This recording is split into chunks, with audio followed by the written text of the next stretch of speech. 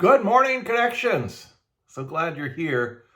Our subject this week has been bitterness, and we've thus far been looking at good old-fashioned Old Testament bitterness through Jonah and Job and Elijah. It's time for us to turn our attention to New Testament bitterness, type of bitterness that builds in the followers of Christ. And where better to look than the original followers of Christ, his disciples. So today we turn our attention to Luke 9, beginning in 51. As the time drew near for him to ascend to heaven, Jesus resolutely set out from Jerusalem. He sent messengers ahead to a Samaritan village to prepare for his arrival. But the people of the village did not welcome Jesus because he was on his way to Jerusalem. When James and John saw this, they said to Jesus, "Lord, should we call down fire from heaven to burn them up?" But Jesus turned and rebuked them. So they went on to another village. All right, so we have the Samaritans. They are representative of people who once, or at least the generations that came before these Samaritans, once had a rich relationship with God. But they were surrounded by the warring cultures of the time. And by the time we meet the Samaritans in Jesus's age, they have drifted far away. Now, Jesus, if you've read the Gospels, spends much time either talking about the Good Samaritan or ministering to people in Samaria. He does not take the long way around to avoid Samaria. He finds reasons to cross through it, just as he is doing on this occasion. But we already see the attitude developing in those who are truly following Christ, his disciples, and those they deem unworthy. If we look at today in our nation, as our nation appears to be drifting further and further away from being centered around God through Jesus,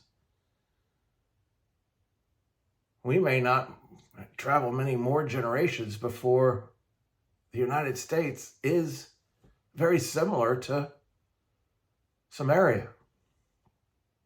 Meaning, we once had a very rich relationship with God, but now we've moved on. We invited the culture in and made it our God.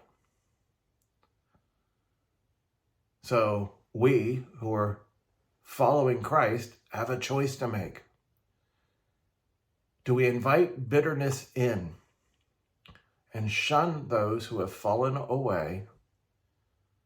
Or do we recognize the mission field that now is right out our front door and choose to demonstrate the love of Christ?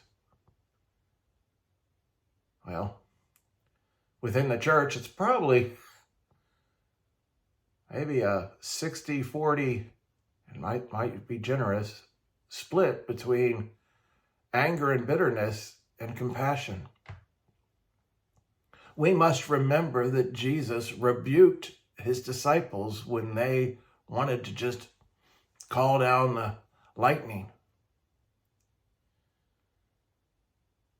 We can't allow bitterness to enter our hearts when we have a mission to accomplish.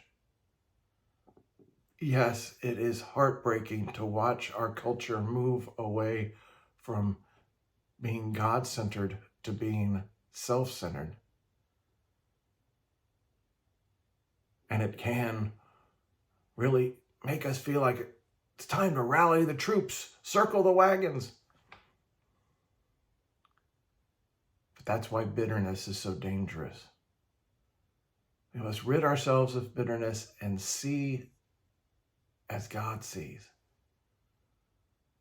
See the wide open mission field and the opportunity to bring revival and new life without having to travel to distant lands anymore. Many of those distant lands have caught fire for God and have come to know Jesus.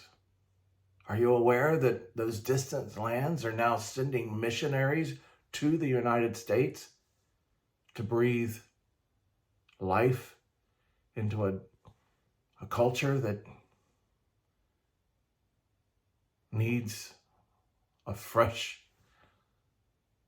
dose of God?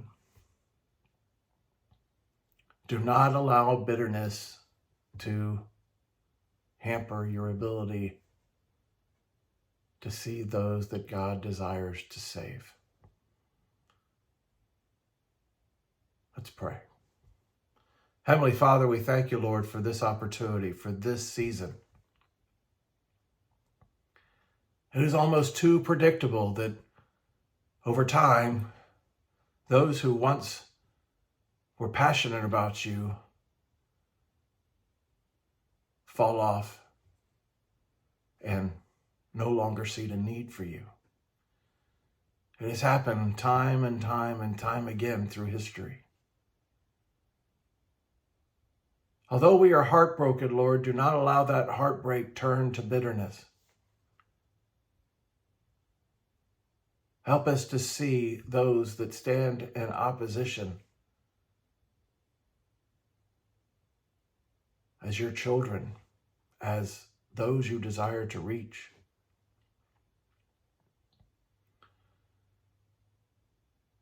Let us remind ourselves daily that love conquers all. And if we choose to respond in anger and calling down lightning bolts upon them,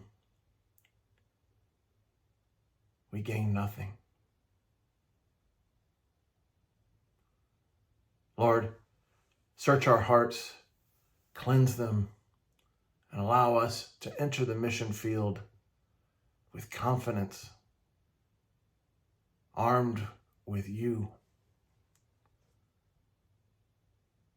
And we pray for revival. In Jesus' name, amen. All right, see you back here tomorrow. We'll look at some more New Testament bitterness and finish out the week strong. So know that I love you and I miss you. And please be good.